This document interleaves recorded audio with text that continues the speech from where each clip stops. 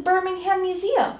Excellent. What do we have? I have a little book, and it was given to Mary Lyle Olson from Mrs. Shane. Mrs. Charles Shane. How exciting. So how does it work when I donate something to the Birmingham Museum? Well, first off, what we do is we have you fill out this temporary custody receipt. That way we can get information on you and information on the object you're donating, including any history that you might know. And I'm going to hand over this and my pencil because, you know, pens are verboten in museums. They leave permanent marks and we don't want them anywhere near artifacts. This makes sense.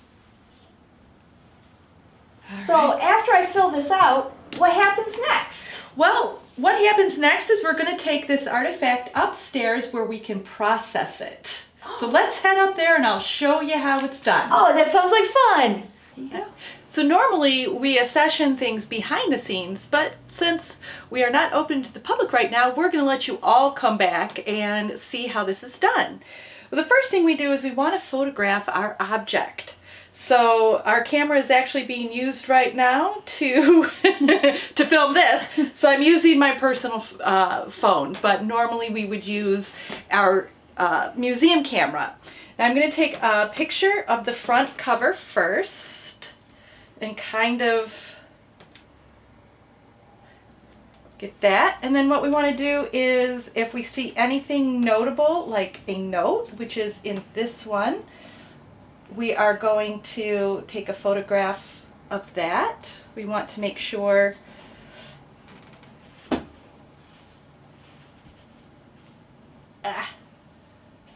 that we get all the pertinent information.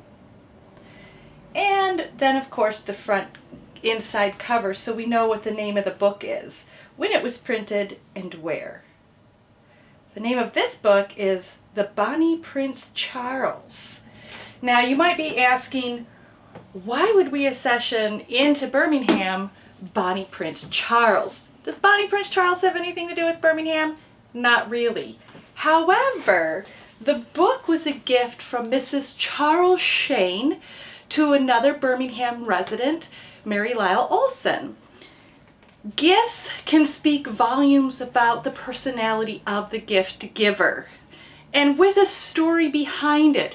Why was the gift given? It was given by Mrs. Charles Shane, somebody very important in town. And it's just really kind of a cute little book, a cute little gift. So this was important to Mrs. Charles Shane. This was important to Mary Olson. So we are going to keep the book for the story behind the book, not necessarily because Bonnie Prince Charles had anything to do with Birmingham.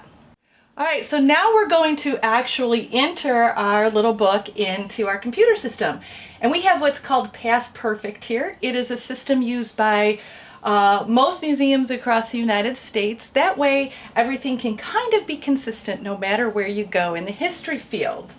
So the first thing we want to do is find out the accession number that we're going to use. And I'm going to hit Add.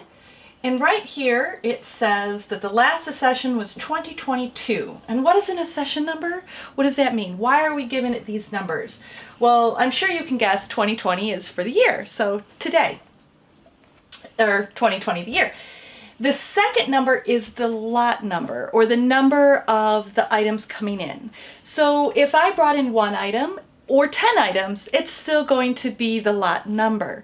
We've already had 2 accessions come in this year. This is the third set.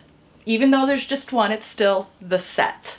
So I'm going to add 2020.3 and add new accession. And of course, we had to fill in all the contact, the address, the email, everything that we get when you filled out the temporary custody receipt. So that's why these are very important to us. Now, once we fill out all of these, we're going to give it a description. But this description is going to be a very tiny description, just kind of a quick summary. So this is a small book that was given as a gift to Mary Lyle Olson from Mrs. Charles Shane.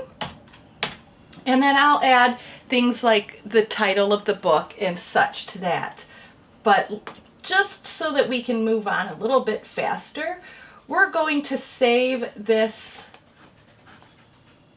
here, and then we'll move on to the catalog record. This is very important. This is where we're going to add the photograph, the description, and the object ID. We're going to give this object the number 1, and that'll be what's written in the object. The object number 1 just tells you how many were in that set. So maybe we got 3 books. We would have book number 1, it would be 2023-1. We would have book number 2, 2023.2.3, and so on. And we always use numbers, not letters, because numbers are infinite, letters only have 26. And sometimes we will get a lot that has over 100 items in it, so we don't want to use A, B, and C. All right, so we'll fill out this object, and then I'll show you what the finished product looks like.